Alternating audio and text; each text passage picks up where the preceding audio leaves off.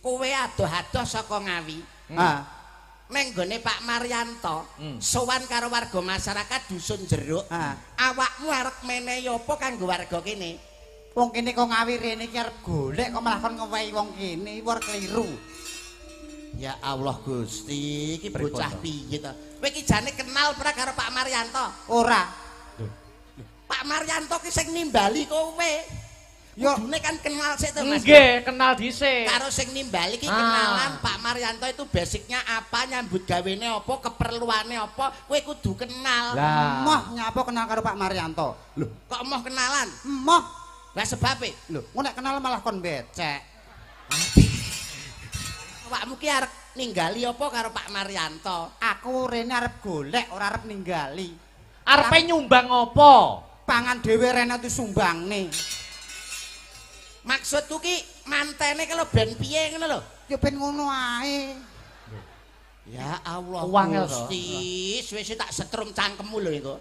Iki kan ning dusun Jeruk. Jeruk paling tidak ki dusun Jeruk ki ben maju, kuwi dikapakne, disurung. Lho. Ternyata unyeng-unyengmu kok 5 to Mas Mondol. Mosok unyeng-unyenge 5 Mas. Napa gitu Mas? Lah niki lho. Dibuktekne. 1 2 3 4 5. Sik. Lho, malah 7. Dihitung malih Mas Yudo. 1 2 3 4 5 6 7. Akeh men unyeng-unyengmu. Aku ya lagi ngerti iki aku duwe kanca awakmu 5 tahun nek kowe kuwi katarak. Lah kok iso? Unyeng-unyeng kok 5 kok 7 lho. Lah sing bener. Sing bener 20. Endi? Alah. Susu. Kacang kae kulite ra enak. Lah isine enak. Jagung Kulite ra enak. isine Ra enak. lah duren Kulite ra enak. isine Ya ra enak. lah padha karo jarike presiden kuwi kulite ning njaba Jarike ibarate kulit kuwi ora enak njaba tapi isine tapi jerone bayuh gurih.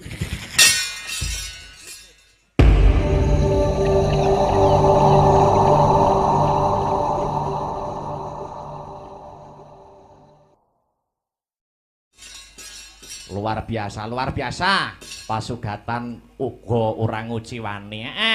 Wis iki awake dhewe saka keparenge Bapak Maryanto kang sarta Ibu Utarining Tias. Heeh. Awake dhewe disowanke ana kene ora ijen. Uga nganti para kadang bintang tamu, contone ana Mbak Lucy Brahman saka tlatah Ponorogo kang sarta Mbak Manuhara saka tlatah Saradan Madiun. Ana uga Mas Yuda. Oh, Mas Yuda Bakia. Ditanjake supaya swasana ing adicara bengi iki luwih regeng, luwih gayeng. Oh ngono mak. Yuk sepati aja dipleroki supaya mecah sepining swasana. Aja dipleroki. Maka Mas Yuda katuran minggah wonten ing sasana budaya. Ya yuk celorot.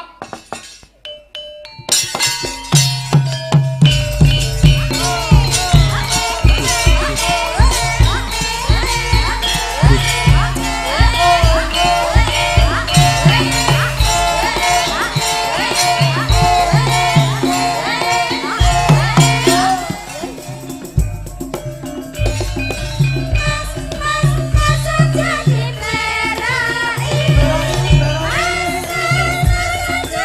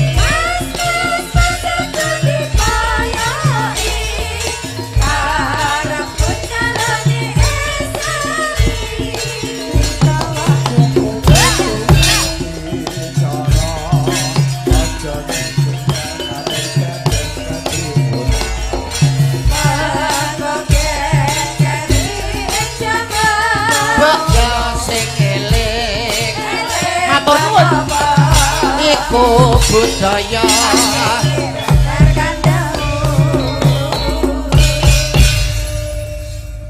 Alhamdulillah wa syukurillah dalu punika saged kepanggih kalian panjenengan. Alhamdulillah. Luar biasa teng daleme Pak Maryanto. Nggih Mas Yuda. Cilik kula wau.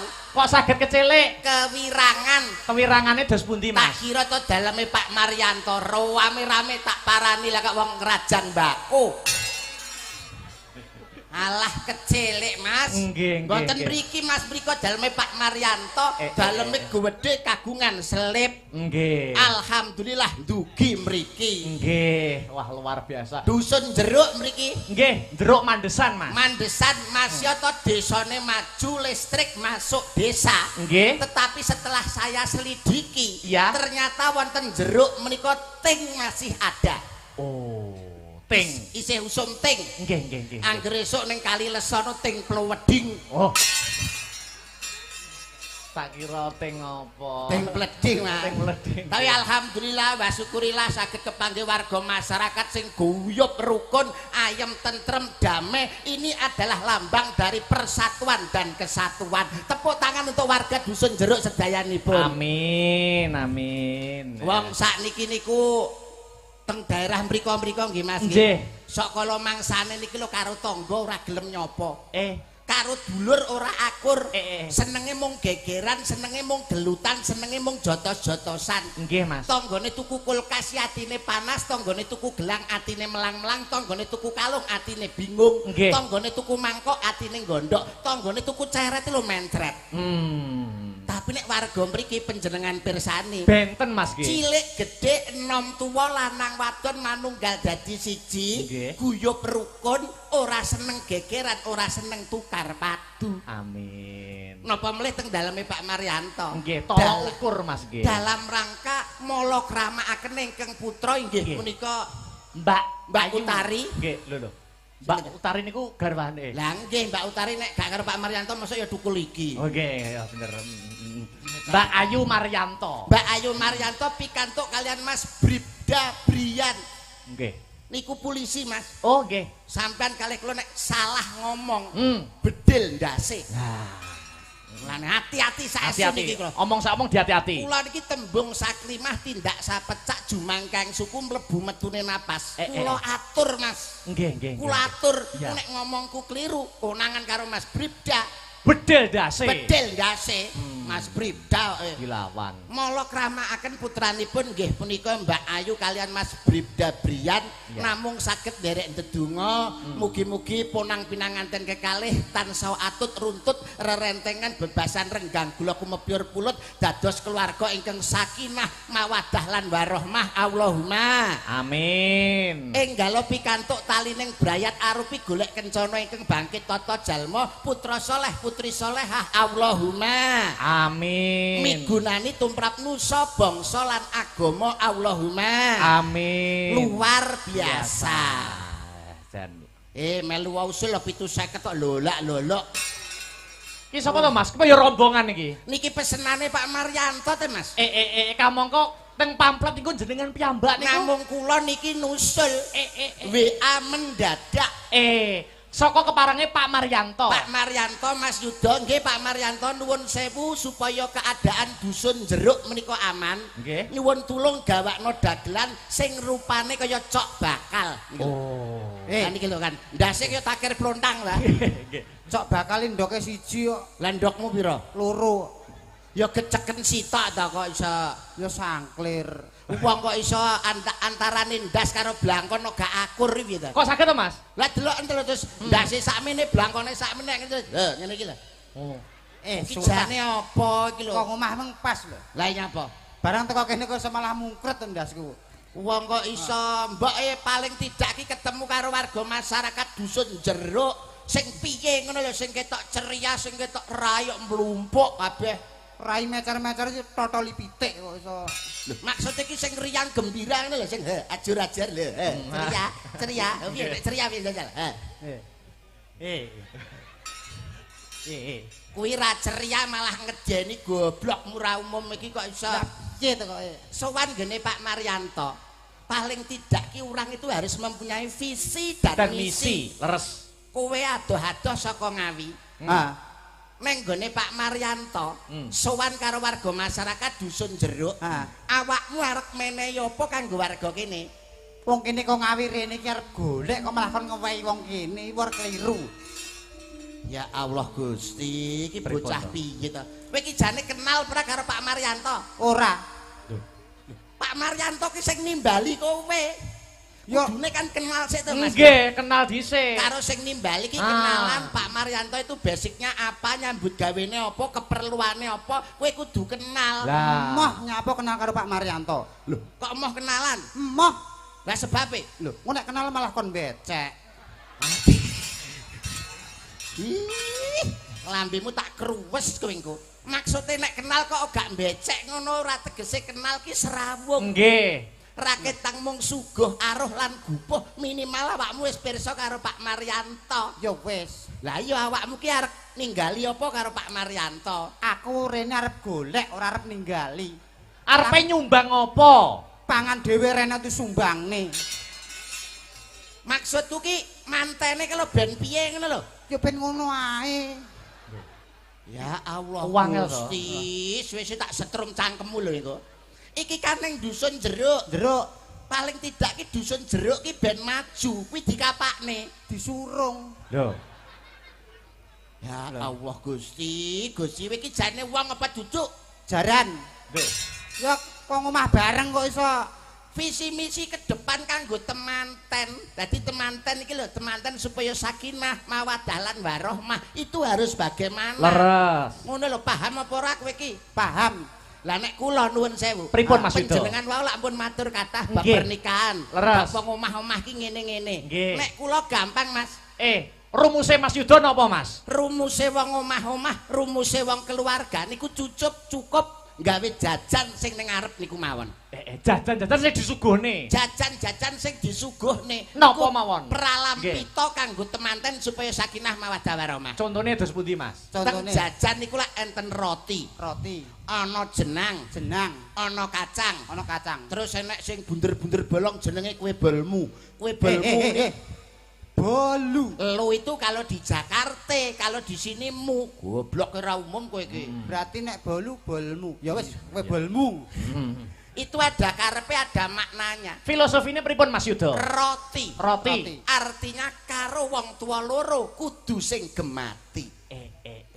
Awit wong tua menika sebutane pangeran katon Katon. Gusti Allah sing nyata. Mandi-mandine donga dudu dongane wali, dudu dongane kiai, tapi mandi-mandine donga dongane wong tuamu, utamane wong tua wedok. Kuwi bener. Lho bener aku kok Nan. mbok seorang ibu Nggih. niku dongane tembus tekan langit sapitu, mandi dongane mbok. Tenan mati tenan. Kula pun nyatakne tenan lho, Mas. Nyatane dos pundi Mas Mondol? Nyatakne dongane mbok iki paling mandi tenan. Kok iso? Tekan saiki aku kuwi lunga nang endi-endi iki ora tau berhasil ya perkarane saka mbokku, dongane mbokku. Kok iso? Aku lunga ning Jakarta, Gak sukses. ora sukses. Neng Kalimantan Neng Kalimantan ora berhasil. ora berhasil. Neng Sumatera Nang Sumatera ya panggah melarat. lah kok iso? Saka dongane mbokku. Kowe kok nyalahne mbokmu? Lho, apa aku mangkat aku pamit mbokku. Piye? Mbok, aku arep pamit ning merantau ning Jakarta. Aku njaluk pamit. Lah mbokmu? Mbokku nyaur ngene. Ya Le, muga-muga nang kono ora ana apa-apa. Dadi nang kono aku ya ora petuk apa blas.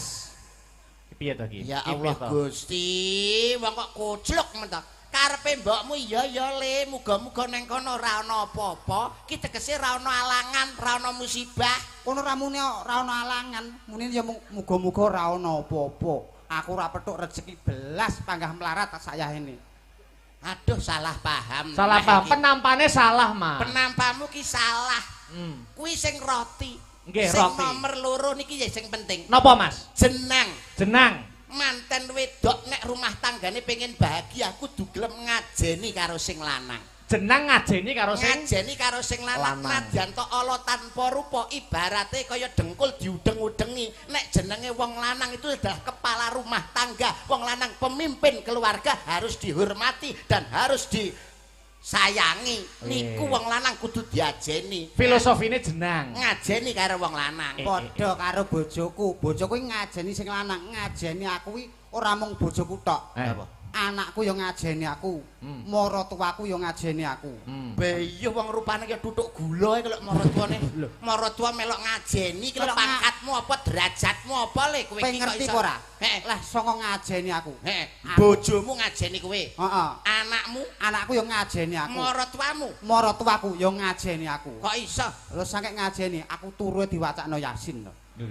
Wah iki apik Ngajeni tenan. Alah kuwi nyengkakne kowe bongko blok kok iso ngajeni sing dikarepne ki ora ngono kuwi hormat dengan seorang laki-laki. Wong wedok niku kegawe saka iga wekase wong lanang sisih Nggih, tulang rusuk laki-laki sebelah kiri. Ora digawe saka sirah supaya ngendas-ngendasi, ora digawe saka sikil supaya didek-idek, tapi digawe saka tulang rusuk cedhak karo ati supaya disayangi, supaya dikasihi. Tepuk tangan untuk ibu-ibu semuanya. Amin. Iki lho kok iso Mau paham. Roti terus jenang terus Kacang. Iki khusus ibu-ibu dan mbak-mbak. Kacang. Apakah arti dari kacang Mas Yudo? Wong wedok nek wis ngrombol jam 12 awan kok ning ngarep lawang nyandak sirah karo petan. Niku biasane kacang. Apa kuwi kacang? Kakean cangkem. Rasan-rasan maido nggih to nyacat apa neh nggone wong duwe gawe. Nggone wong ngewuh wong duwe gawe gak enek benere Mas. Terus pundi contone? Apik ya dipaido, elek ya dipaido. Alah metame jabang bayi nggone utari nyuguhi soto sambli kaya remason. Kuwi sing ra seneng niku. Sing ra seneng. Ora seneng. Metame telu mine rasane kaya kawat. Lho. Ngoten niku. Sing ora seneng. Ora seneng duduhe lho kaya uyah jaran lho. Ngoten niku pripun? Nggih. Ngrasani kamangka sing duwe gawe niku wis modal, wis niat dan lain sebagainya. Wong karek isone mung nyacat lan maido. Niku mboten pareng, Mas. Iki lho, resep ngene iki. Oh, nek aku yo moh kalah karo awakmu. Lah iki lho. Lho. Iki lho. Kowe kudune ya duwe penemu, kowe kudune ya duwe ide piye supaya apa iki? Kaget aku. Rumah tanggane sakinah mawaddah warahmah harusnya seperti apa? Nek awakmu liwat jajan sing dicepakno nang ngarep kuwi. Nek aku nganggo adat Jawa, awake dhewe iki wong Jawa aja ninggalne adat Jawa. Awake dhewe iki lair nang bumi Jawa, sing didek lemah ya bumi Jawa, sing diombe tok banyu sumber saka bumi Jawa. Kowe konsep kanggo temanten nganggo ilmu kejawen. Wah, ben rada percaya wong-wong blangkonmu copot sithik ini lho. Iya telah. Alah. Gue ngrasani jare mondole ndase kaya lato-lato. Ngapur iki lho kurang ajar Bu sampean lagi petuk pisan ngelokne. Iki dudu lato-lato ya Ndol ya. Kudu. Iki ngono bakso beranak. Lah ngawur iki. Lah apa? Iki kudu lato-lato, kudu bakso beranak. Lah apa? Iki ngono, tahu bulat. Digoreng dadakan 500-an langsung kok dilat. Nah, kok iso. Astagfirullahaladzim Gusti nyuwun ngapura ya Allah Mas Akbar. Dos pundi Mas Yudo? Nyambe pirsa dalu punika aku dadi kancamu wis 5 tahun lagi ngerti bengi iki. Nyapa to? Ternyata unyeng-unyengmu kok 5 to Mas Mondol. Mosok unyeng-unyenge 5 Mas. Napa ge to Mas? Lah niki lho. Dibuktene. 1 2 3 4 5. Sik. Lho, malah 7. Diitung malih Mas Yudo. 1 2 3 4 5 6 7. Akeh men unyeng-unyengmu. aku ya lagi ngerti iki aku duwe kanca awakmu 5 tahun nek kowe kuwi katarak. Lah kok iso? Unyeng-unyeng kok 5 kok 7 lho. Lah sing bener. Sing bener 20. Endi? Alah. Nesu jenenge ngono kuwi. Tapi aneh lho niki. Aneh pripun? Nek panjenengan ngasta blangkon menika ketok miyayeni mibawani. Amin nggih. Kula nggih nganggo blangkon ketok miyayeni ketok mibawani. Bareng niki lho ndase kaya kenong. Ndas kok kaya kenong. Tur yapi lho nun sewu ndase kok muni. Lho. Muni lho, Mas. Lho. Nek sampean mboten nggih Mas. Lho iki lho. Gedhok asale saka telo. Ndasku remuk kingko bayaran pira? Sing arek mbayar iki kowe iki lho sapa kok iso? Bayarane rong karuan. Ndase remuk Kembali ke masalah adat Jawa. Kembali ke masalah adat Jawa. Kanggo nuturi kemanten. Kanggo nuturi temanten. Pak Maryanto ki lek duwe gawe. Iya, mesti saurunge nemokne manten kuwi mesti ngenekne bancaan. Wilujengan utawa kenduren to slametan. Bancaan. Itu pasti. Nggih. Adate wong Jawa sing ora ditinggalke warisane para leluhur, para eyang sing wis surut kasedan jati, kudu dileksanakne, kudu diuri-uri. Terus Bancaan wilujengan kamangka sak jerone bancaan kae ana buceng, Ana buceng, ana tumpeng, ana ana panggang, ana kulup. Itu ada maknanya. Kabeh ki ana artine. Yang pertama buceng. Buceng. Manten lanang kuwi nek arep mlebu kudu sing kenceng. Lah iki lambe nek ra tau disekolahne ya ngene iki. Harga diri bisa jatuh. Monggo Mas nek badhe bedil ndase, monggo. lho kok. Kowe iki Omongane lho nggih. Nggih. Saru dilulu omonganmu ki mengandung unsur ek hamster videos. kowe kok malah apal alamate lho. Saru omonganmu Mas. Ora saru, Mas. Lah kok manten lanang nek arep mlebu kudu sing kenceng iki maknane piye? Maksude manten lanang nek arep mlebu kudu sing kenceng kuwi. Kudu kenceng tekate, kenceng niate, aja nganti apa iki jenenge ragu-ragu. Bocah kok rupane kaya ngene kok ternyata pikirane nggih mletik. Mas Mondol niku nek ngeten iki jam sak menten. Biasane uteke encer, Pak. Saking encere Metu saka kuping. Niku buceng. Yang kedua adalah tumpeng. Apakah artinya tumpeng? Tumpeng. Manten lanang kuwi nek arep metu kudu sing mempeng. Lah dalah ngene kok ora hancur martabat, jatuh harga diri. Rumah Pak Polisi lho, Pak Polisi. Iki Pak Polisi lho iki. Wis eruh. Pikiran ngeres potongan seksi ya kowe kuwi. Apa seksi? Kakean sek kurang gizi ya kowe iki lho. Ya kowe kuwi sing ngeres. Omonganmu kok nek metu kudu sing mempeng iki maknane piye? Maknane nek arep metu kudu sing mempeng, metu leh golek rejeki, metu leh golek pangopo jiwa, ngungkrung kepi rumah tanggane. Ya Allah, Gusti Mas Mondol kok hebat tur ya pinter, jalmu limpat seprapat tamat, bathok bolu isi telek. Wis termasuk isi madu. Lah ya madune ceblok ning kletongan kan telek tok terus Pak. Resiki ketok gila apik ngono. Wong padha kerene. Kuwi nek tumpeng. Yang ketiga adalah panggang. Apakah artinya panggang? Panggang. Nek wis numpang ndang dibenggang. Lah dalah iki sarun Iki nek sarun. iki. Omongan sing gak berbobot, gak bermutu ya kowe kuwi. Mesti awakmu mesti tampah solo terus lho. Salah tompo. Salah tompo tampah solo. Anu keserimpet untu. Keserimpet kok iso.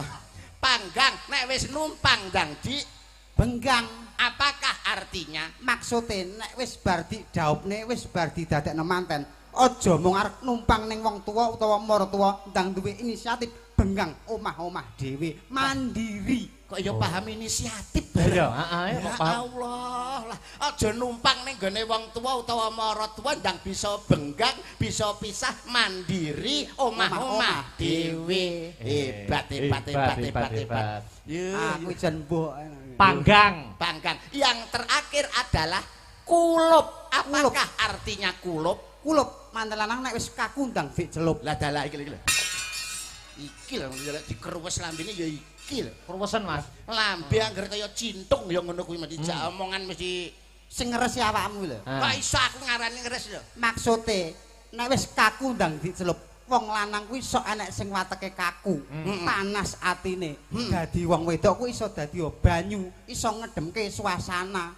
Nek wong lanang wis nesu panas atine ndang dicelup kaya banyu ben ora sida padu. Ora gegeran, ora tukar padu. Wah, ternyata mengku filosofi yang dalam. Betul, Mas Yudo. Mas Yoto Allah tanpa rupa, Mas Yoto rupane kados ngeten, tapi orang itu jangan dilihat casingnya, Ya. tetapi yang penting sinyalnya. Ngono lho, kowe iki nyawang aku ngene iki Aja didelok kulite. aja mbok delok kulite. Sing penting isine. kok iso Kok iso contone misale kacang kae kulite ra enak.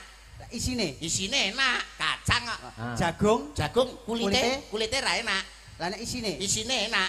duren kulite gak enak. ora enak ta lah isine enak. lah terus saiki jareke presiden kuwi ning njaba Gile-gile cangkem iki anggere ata di sekolah. Ngene iki lho bocah kok iso tak omongi ruwem medhi ngono lho. sik to. Kacang kae kulite Ra enak. lah isine Isine enak. jagung Kulite ra enak. isine Isine ra enak. lah duren Kulite ra enak. isine Ya ora enak. lah padha karo jarike presiden kuwi kulite ning njaba Kuwi jarike ibarate kulit, kulit kuwi ora enak njaba tapi isine tapi jerone bayuh uri wong senengane itu pelecehan, menjatuhkan harkat dan martabat seorang wanita. Saya tidak terima. Belanono sinden-sinden Mas Yudo. Sebagai seorang laki-laki sinden itu perlu dihormati. Ini adalah salah satu pahlawan budaya. Betul. Sing uripne budaya, sing uripne seni. Saya tidak terima. Syukur wae. Ora trima wong aku yo ora ngirim kok. Lho. Maksudnya aku tidak terima dengan pernyataanmu. Mulane to Mas, aku nek karo mondol itu gak iso omongan serius. Oh, mesti ngono kuwi. Kalih sampean Nggih. cerdas, nyambung. pendidikan sama-sama. Nggih. Tapi nek karo mondol nyambut gawe dengan akal, nggih, gak mungkin sing dindelne akale. Oh. Dengan otak gak mungkin Nggih. sing dindelne otote. Wong model kaya kowe iki ya ndel ya. Cara nyambut gawe kuwi paling poli mentok dadi tukang titik watu. Nah, niki lho Mas. Awake dhewe kok ngawi bareng lho, teko kene mbok jatuhno. Lho iki fakta lho Mas. Fakta. Kowe iki pantes mi tukang titik watu. Sorry no. Kok sorry? Masih rupa kaya ngene duwe cita-cita Mas. Lah iya cita-citamu titik watu. Sorry no. Cita-citamu apa? Minimal cita-citaku kuwi lurah. Dadi apa? Lurah. Lurah potongane kaya katembat ngono. Katembat sakmene lho kupinge sak pira. Kowe iki titik watu. Lurah, titik watu. Lurah. Ha kowe lurahe aku mau dadi bawahanmu le. Dadi apa? Aku sak dhuwurmu aku dadi camat. Aku camate kowe lurahe gak tak kei proyek bosok kowe. Kowe dadi apa? Camat. Dadi camat. Aku mau dadi bawahanmu. Lah dadi apa? Sak dhuwurmu aku. Dadi apa? Dadi bupati. Aku bupatine, kowe camate. Ora tak wahi proyek genti. Bosok kowe. Mosok bupati ndase kaya cilok ne. Penting bupati. Ora enek ora pantes kowe iki dadi bupati. Penting bupati. Kowe dadi bupati? Dadi bupati aku. Aku mau dadi bawahanmu le. Dadi apa? Aku langsung sak dhuwurmu munggah pangkat aku dadi presiden. Aku dadi bawahanmu. Sorry ye. Aku presiden, kowe bupatine. Gak tak kei proyek bosok kowe. Kowe dadi presiden. Iya, aku mau dadi rakyat. Lho, presiden dhuwur dhewe. Dhuwur dhewe lho. Tetep sak dhuwurmu aku. Kowe sak dhuwurku dadi apa? Dadi udan sing deres. Dadi udan sing deres, kowe dadi presiden. Pas kunjungan pas kerja. kunjungan kerja, kowe tak udani deres kebanjiran bosok keli koyo ning kali ngono kowe. Kowe nek presiden Kelly lho. Sik, aku dadi presiden. Aku dadi udan sing deres. Aku pas kunjungan kerja. Udan deres terus kebanjiran bosok kowe. Aku ora kurang akal. Piye apa? supaya aku ora kebanjiran, piye supaya aku ora keli? Aku dadi watu sing gedhe. Watu sing gedhe ora mungkin kena banjir. Watu gedhe ora mungkin kena banjir. Ora mungkin. Aku ora kurang akal. Piye supaya watu sing gedhe kuwi iso keli ketrak banjir? Kowe dadi apa? Dadi tukang titik watu. Lah dalah. Iki lho kowe iki. Ngarep endang titik. Titik watu iki wis Iki masih maraider ngene iki. Nggih. Akhire kok iso balik. Kok iso balik cengengesan rumah. Kowe iki ngomong ndang titik watu lurah tekan camat bupati nggih. Pantes titik watu. Aku titik watu ora apa-apa. Ya wis. Lho tapi sampean dereng ngertos. Piye Mas Yudo? Niki karo warga dusun Jeruk sakniki diangkat sebagai direktur pelebaran sungai. Mas Mondol iki? Nggih, lagi mau nyambut gawe bagian gogo wedi ya Mas ya. Kok iso gogo wedi? Bagian sungai. Dolo. Nggih, niki luar biasa. Nggih. Sinambi kalane nganggur griyak-griyak waton kecandak, gremat-gremet watone slamet. Presiden sak monten kathahipun. Wah dandan sareng kalih kula. Napa nggih? Alah niki ibu-ibu presiden dandan sareng kalih kula. Ternyata kula saged niteni sinden niku perawan napa mboten niku didelok saka pipise. Apa iso lho? Kowe iki ora pengalaman kowe iki. Piye carane Ning daleme pake kono mangken dandan bareng sinden. Nggih. Aku iso niteni. Sinden iki isih perawan, sinden iki duwe bojo, aku ngerti Mas. Piye carane? Contone mbak niki. Heeh. Tesik perawan. Nggih. Nek pipis piye Mas? Suarane pipis apik Mas. Piye? Dribble. Oh, Belas mboten enten base, midle diangkat sithik mawon. pripun? Suarane mak Truwibel pol. Truwibel. Tribel. Nggih, Iki perawan niku nggih. Tandane tesik perawan. Beda nek kalih mbae sing bokonge rada gedhi niki. Nggih. Niki jelas mun anak-anak loro. Oh, nggih. Tengerane Niku wong nek wis duwe bojo niku suarane pipis niku kaya wong nyigar keramik, Mas. Pripun Mas Yuda? Ciap. Oh. Ketoke kok ngisor diunggahne lemah dadi Mak. Ciap. Oh. Nggih. ya Nek sebelah ibu niki. Nggih. Wah, gak nyuara blas mlebu jeding suarane Mak. Piok. mosok gen suara blas. Yo piok ngetokne apa kaya. Kaya wong gua apa emak piok. Nek sing niki lah jan niku jan. Sing pundi Mas? Ha sing niki. Oh. Wah, niku ketoke wedok tapi sampean kecilik Mas nggo. Oh, nggih ta. Niku sunate bareng kula. Mosok wong wedok sunat. Alah lah. Ayune kaya ngono lho, Mas. Sing ngomong ayu sapa ayu niku mergo diwedake, mergo dilipeni, mergo nganggo potelet, nganggo idep pasangan. Nek biasa sampean roh ulune sikil niku lho, Mas. Alah niku sabone turut stasiun Talun niku. Oh niku sunate bareng kula kok. Mosok wong wedok sunat. Lho piye to? Ketoke wedok tapi aja didelok wedoke nggih to. Jajal diaturi to, Mas. Ning mangkok enek cendole. Artine Ketoke wedok enek cendole kuwi lho.